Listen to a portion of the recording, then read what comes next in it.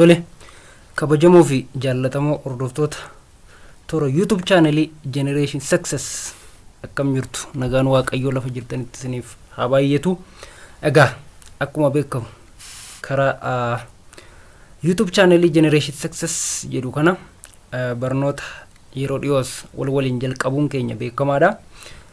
Akkaatuma sanaan har'as egaa barnoonni keenya itti fufa jechuudha. Yeroo darbe koorsii General Physics chapter 2 party 2 isaa ilaallee turre. Part 1 isaa toora YouTube channelii Bonanza irraa argattu.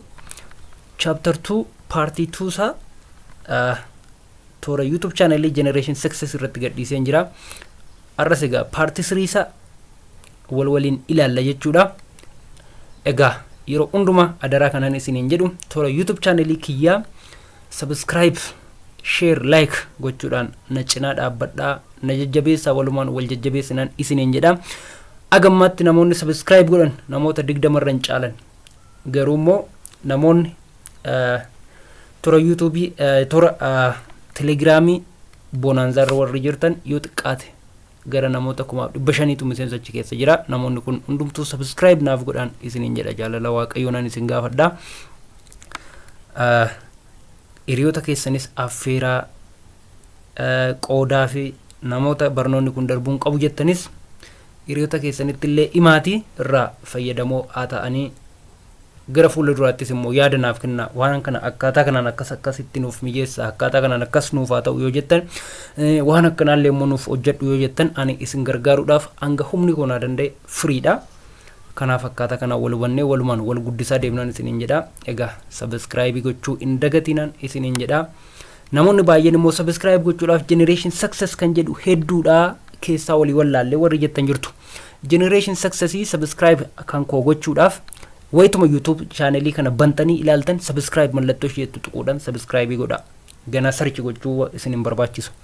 YouTube numa kana gaafa ilaaltan mallattoo subscribe barreeffamni jedhu YouTube miila jalan jira waan ta'eef bakkuma sanatti bu'aatii subscribe godha. Namoonni emailii yeroo subscribe gootan immoo sign up jedhee emailii sin gaafatu immoo emailii keessan bantanii password keessan galchitu. Warri password keenya daganne jettan immoo reset gootanii password keessan haareffachuu dandeessu. Yoo fetan immoo daqiiqaa tokko fudhattanii YouTube emailii haaraa create godhachuu dandeessu. Kanaaf kun waan haaraa ta'ee waan hedduu namatti ulfaatee nama rakkisu miti. Walumaa galagaa kallattumaan har'a gara barnoota keenyaatti seenna. Barnoonni keenya har'a chapter 2 part 3 isaa ilaalla. Chapter 2 kinematics and dynamics of particles. Walumaa galatti egaa chapter 2 kan nu barsiisu waa'ee hariiroowwan partikiloonni kinematics fi dynamics isaanii maal fakkaatu yookaan immoo hariiroon kinematics fi dynamics partikiloota keessatti qaban yookaan immoo partikiliin tokko kinematics isaa maal fakkaata, dynamics isaa maal fakkaata kan jedhudha. Definition isaanii kinematics maali, dynamics maali partii waan keessatti ilaalleerra. Irra deebi'ee yeroo gubuun barbaadu. Kallattumaan gara partii 3 isaatti seenna. Partii 3 work energy theoremidha. Work energy theorem. Work energy theorem kan jennu kun egaa theorii hariiroo energy anniisaa fi dalagaa gidduu jiru kan nu barsiisudha. Hariiroo anniisaa fi dalagaa waliin qaban kan nu barsiisu work energy theorem jedhama. One possible outcomes doing work on a system is that the system changes its speed. Kana jechuun maal jechuudha? One possible outcomes doing work on a system is that the system changes its speed. Dalagaa tokko gaafa sistema tokko irratti dalageessinu bu'aa nuti argannu keessaa inni tokko sistemiin sun maal ta'a? Speedii isaa jijjiira yookaan immoo saffisa isaa jijjiira jechuudha. Sababni isaa maaliif? Dalagaatu sistema sana irratti dalagaa. Dalagaa keessa immoo maaltu jira? Anniisaatu jira. Yookaan immoo humnatu jira. Humni nuti ittiin dalagaa sistema tokko irratti dalageessinu apply goonee dalagaa dalageessinu maal godha? Dhiibbaan uumu keessaa inni tokko sistemni sun speedii isaa yookaan saffisa isaa akka jijjiirratu godha. Akka jijjiirratu godha. According to Newton's second law of motion, the sum of all the forces acting on a particle or the net force is the sum of the product of the mass and the acceleration of the particle. Kana jechuun maal jechuudha? Sistema tokko irratti gaafa humna dalageessinu humnoonni lamaa fi sanaa ol irratti dalaguu danda'u. Humnoota lamaa fi sanaa ol irratti dalageessuu dandeenya.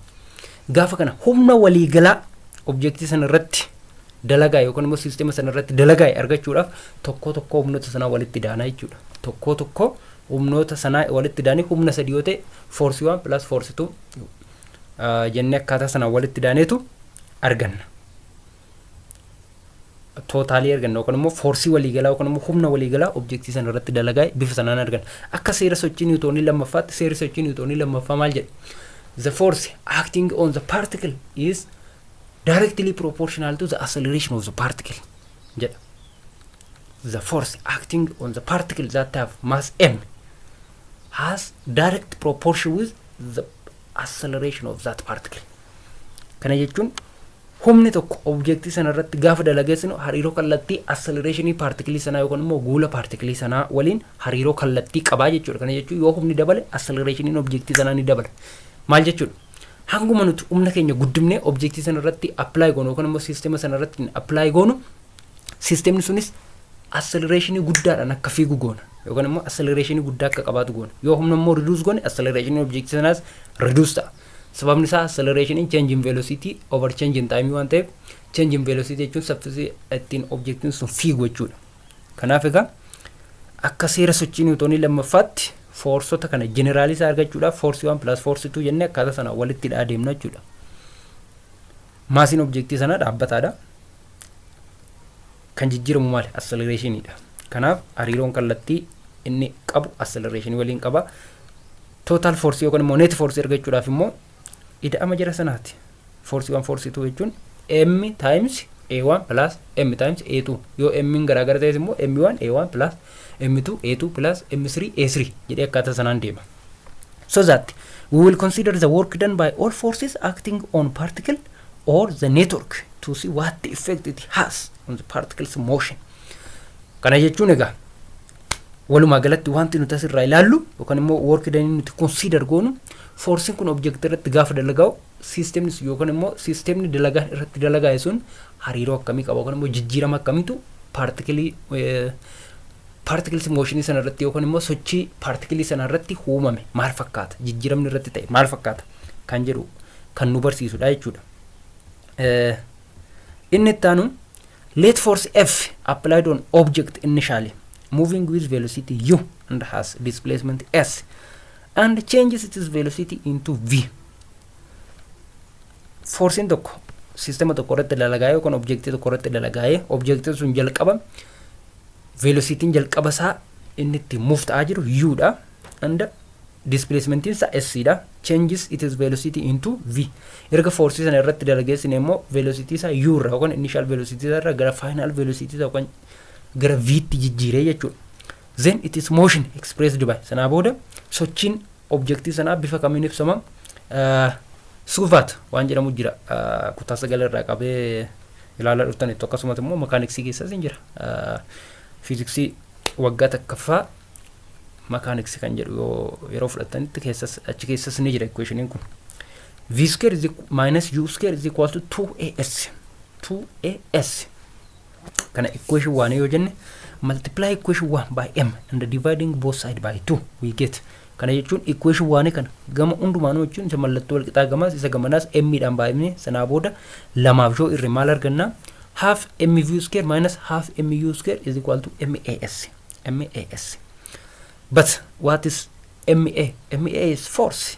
Newton second law keessatti maal jenneerra? Force in mass times acceleration idha. So that half mv square minus half mu square is equal to fs. fs. Eshi erga kana jenne amma gaasitti wanti hunduu ifadha. Clear. Wanti hunduu ifadha jedhee yaada. Equationii jalqabaa equationii motionii objektii kana barreessine yookaan forcing f in objektii initial velocity isa u ta'e irratti dalagaa'e fageenya displacement s dhaan velocity isaa immoo gara v tti gaafa jijjiiru equation of motion isaa equation 1 kana ta'a jenne. Sanaa booda equation 1 kana immoo gamalachuu m dhaan baay'isne erga m dhaan baay'isne booda immoo lamaaf irree sanaa booda half mv square minus half mu square mas erganne. Sanaa booda force jechuun immoo maal jechuudha? ma jechuun immoo force jechuudha inni Newton second law jedha kana. So that half mv square minus half mu square in fs dha jenne. Amma immoo gaa maaltu ta'a? Slide itti aanu irratti ilaalla. Ashi kana booda therefore equation 2 become half mv square minus half mu square in fm ta'e fm ta'e fm ton tan. Oh sorry fm miti. FSC ta'a. M'in immoo baddeetti. F'n qixxeetaa MA dha jenne irra. Kanaaf slaayidii kanarra kan jiru yeroon barreessuun dogoggoree natti fakkaata. FSC ta'a. FSC ta'a. Eshi kanaa booda erga FSC ta'ee FSC immoo maalidha? Work daniidha. Part 2 keessatti gaafa work energy linear momentum jennee gaafa ilaallu work daniin maalidha?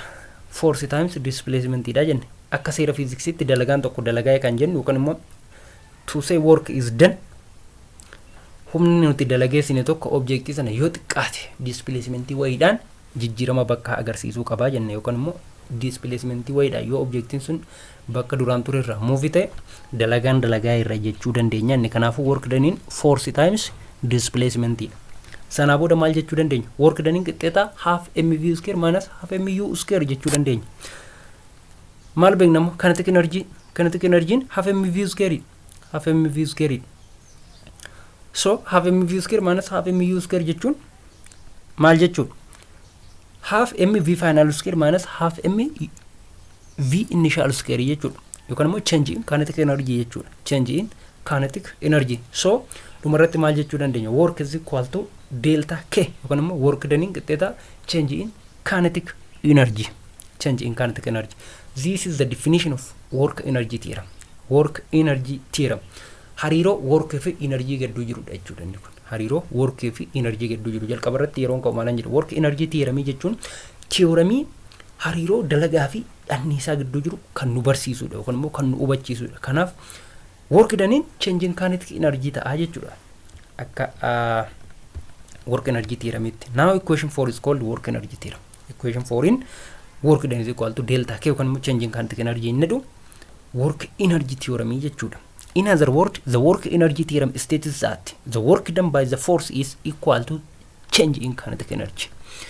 Karaa biraa jechaan immoo gaafa ibsinu work energy theorem states that the work done by the force is equal to change in kinetic energy. Work done in force dhaan dalagaa change in kinetic energy faana wal qixaa jechuudha. The only change in the system is its speed. Asitti wanti jijjiiramni nuti argine speed objectii sanaatu jijjiirame. Speed objectii sanaatu jijjiirame. Maaliif energy keessa jirra energy kaal qabeera kanaaf velocity dha jechuun dandeenya speed isaati. V final V initial inni sun speed initial speed fi final speed dha. Kanaaf maasinsa dhaabbataadha. Example tokko ilaallu. A 0.6 kg particle has a speed of 2 meters per second at the point A and it is kinetic energy of 7.5 joule at point B. Then find A, it is kinetic energy at the A, B, it is speed at the B, C, the total work done on the particle as it moves from A to B. Example kun egaa particle kilograama 0.6 qabu tokko speed 2 meter per second point A irratti qaba. Point A irratti speedin isaa 2 meter per second dha. Point B irratti immoo kinetic energy isaa 7.5 joule dha jedha. Information kana qabna amma gaa waa'ee particle sana particle tokko qabna point A fi B irratti ilaalaa jirra particle sana. Kana jechuun A dha gara B tti move ta'aa jira jechuudha particle sun. Work done irratti dalagaa'ee kun immoo force dalagaan irratti dalagaa'ee A dha gara B irratti move gaafa ta'u A irratti particle sun maasinsa dhaabbataadha gaa particle ma A irraa ka'etu deemee B irra dhaqaa jira. Kanaaf point A irratti 2 meter per second qaba yookaan immoo speed 2 meter per second qaba. Point B irratti immoo speed isaan beeknu garuu kinetic energy isaa 7.5 joule qabnaadha. Sanaa booda A irratti maal gaafate kinetic energy point A irratti B irratti immoo speed inni point B irratti qabu C irratti immoo total work done on the particle as it move from A to B. Ashi solution insa maal fakkaata jenne yoo ilaalle solution in amma gaa given yadda baafan we have a given maasii 0.6 kg qabna velocity of A 2 meter per second qabna kinetic energy at point B 7.5 joule qabna. Sanaa booda kinetic energy at point A isa R jiru jechuudha mv of A square V at point A square jechuudha. Jechuun VA jechuun keenya gaa point R shi jirtu yookaan immoo tuqaa R irratti kinetic energy particle sana barbaadu keenya agarsiisa. Sanaaf half M 0.6 dha. V of N 2 meter per second dha. Square goona.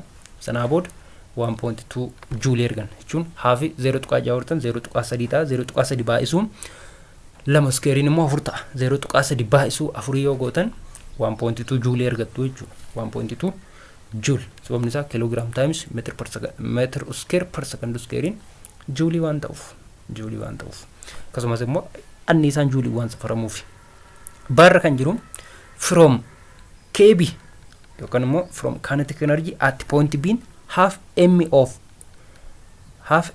v at point b square amma kan barbaannu gaa kinetic energy point b irratti qabna maasii qabna kan dhabne v of b kana yookaan immoo velocity at point b dhabne speed isa kanaaf kennama kanarraa velocity at point b argachuudhaaf criss cross yoo baay'atan maal ta'a twice of kinetic energy at point b is equal to m v of b square ta'a sana booda v of b radical of twice of kinetic energy at point b over mass sana booda amma argachuun gaa salphaadha kinetic energy at point b qabna maasii qabna bakka buusne argachuu qofa 2 times 2.75 over 0.6 kilogram radical 25 ta'a 5 meter per second ta'a isa kana scientific calculator argattanii fayyadamtanii argachuu dandeessu inni guddaan garuu akkaataa kamiin argachuu akka dandeenyu yaadni isaa ifa sinii taanaan kan argachuun salphaadha example kun immoo waanuma handaawutii keessan irratti hojjetamee jirudha garuu intii isaa namni hundi wal faana hubateera isa jedhuuf